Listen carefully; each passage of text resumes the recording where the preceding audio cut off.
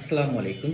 দেশব্যাপী তেলের বাজারের যে অস্থিরতা সেটি কিন্তু সময়ের সাথে, সাথে সংঘাতে রূপ নিচ্ছে। আমরা দেখতে পাচ্ছি যে গতকাল রাতেও আ নড়াইলে একজন ফিলিং স্টেশন ম্যানেজারকে ট্রাক চাপায় হত্যার অভিযোগ উঠেছে। পাশাপাশি খুলনাতেও দেখলাম গতকাল রাতে এক ফিলিং স্টেশন কর্তৃপক্ষকে হত্যার হুমকি দিয়েছে। পুলিশ এই ঘটনায় একজনকে গতকাল রাতেই আটক করেছে ফিলিং স্টেশন থেকে।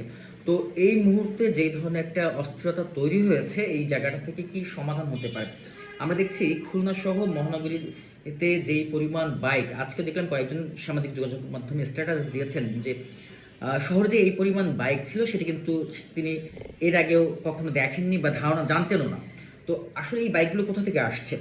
অনেক জায়গায় আমরা দেখছি যে ডিপো থেকে যে এজেন্টদের যারা প্রান্তিক পর্যায়ে যেখানে ফিলিং স্টেশন নেই সেখানে তেল দেয়, সেই এজেন্টদের তেল দিচ্ছে না ডিপো থেকে। কেন দিচ্ছে না? এই যে তেলগুলো যেগুলো এই ব্যারেলে থাকে সেখান থেকে কালোবাজারি হওয়ার শঙ্কা থাকে।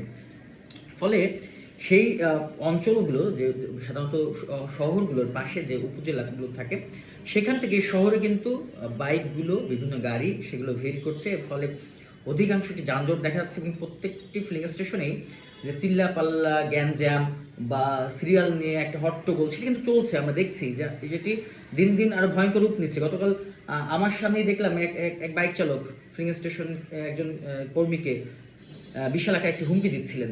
তো এই ধরনের ঘটনাগুলো ঘটছে, তা কি করণীয়? করণীয়ের মধ্যে যেটি করা যেতে পারে, সরকার অনেকগুলো পদক্ষেপ নিয়েছে, বিশেষ করে ট্যাগ অফিসার নিয়োগের কথা বলছেন যে ডিপো থেকে যে পরিমাণ তেল আসছে সেটি আসলে কি পরিমাণ সরবরাহ হচ্ছে, ডিপোগুলো তদারকি সরকার নানা ধরনের পদক্ষেপ নিয়েছে।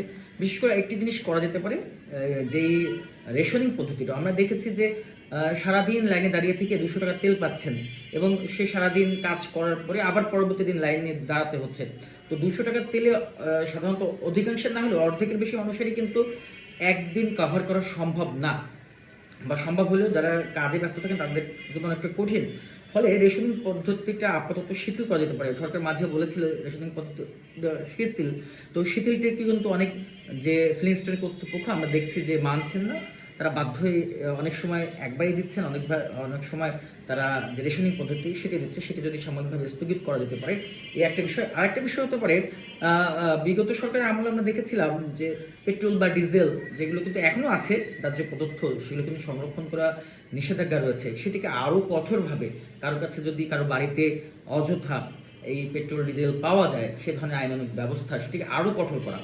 যাতে আমরা দেখছি নির্বাহী ম্যাজিস্ট্রেট দ্বারা অভিযান চলছে, সেইটাকে আরো জোরদার কিভাবে করা যায় সেটি করা যেতে পারে।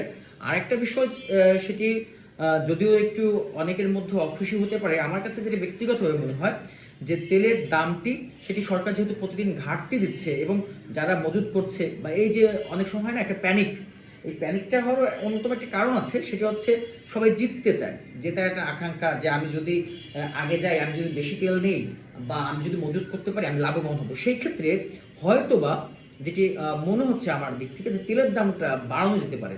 তেলের দামটা বাড়ানো গেলে সাময়িক পর্যায়ে যারা আছেন তারা কিছুটা, যারা এই মজুত করছেন বা যারা কৌশলী হচ্ছেন, তারা মনে করতে পারেন যে আমরা জিতে গেছি।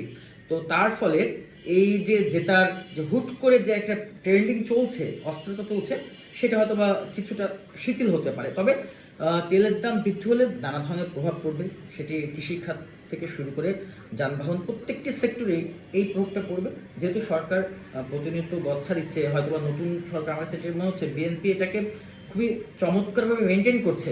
তবে বেশ অনেকটা দিন হয়ে গেছে।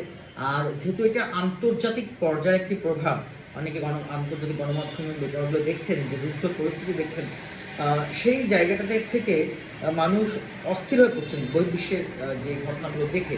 তো সেই জিনিসটা মাথায় রেখে ঘাটতির ব্যাপারটা যদি তেলের দাম অল্প কিছু বাড়ানো যায়, আপাতত এই ঘটনাকে সামাল দেওয়ার জন্য পরবর্তীতে সরকার চাইলে আবার সেটিকে কমিয়ে আনতে পারে। এই একটা বিষয় হতে পারে। আরেকটা জিনিস, যে কি পরিমাণ মজুদ আছে, কি পরিমাণ সরবরাহ হচ্ছে, এই জায়গাটা আরেকটু স্বচ্ছ করা যায়। আর সর্বোপরি আমরা যেটি দেখছি বা সাধারণ মানুষকে আরো বেশি সচেতন হওয়া, যতটুকু প্রয়োজন ঠিক ততটুকু তেল নেওয়া এবং অন্য কেউ যদি মজুত করে তাকেও ব্যাপারটাই সম্পর্কে বাধা দেওয়া। কেননা আমরা যদি সচেতন না হই, করোনার মহামারী যেভাবে ধারণ করেছিল ঠিক তেমনিভাবে এই তেলটিও যদি প্রতিদিন আমরা এই তেলের পেছনেই পড়ে থাকি, মানুষের কর্মঘণ্টা নষ্ট হচ্ছে, নানা ধরনের সমস্যা হচ্ছে, দুর্ভোগ পোহাতে হচ্ছে। সেখান থেকে আসলে সকলেই সচেতন হওয়া উচিত।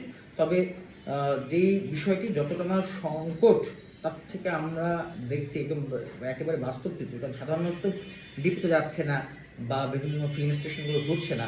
তা আমাদের কাছে যেটি মনে হচ্ছে গণমাধ্যম কর্মী হিসেবে, যে অনেক সময় সংকটটাকেও আমরা প্যানিক হিসেবেই দেখছি বা অস্থিরতা তৈরি করছি। সেই জিনিসটা থেকে আমার মনে হয় সবাইকে আরো বেশি সচেতন বা সোচ্চার হতে হবে। তাহলে এই অস্থিরতা কাটানো সম্ভব।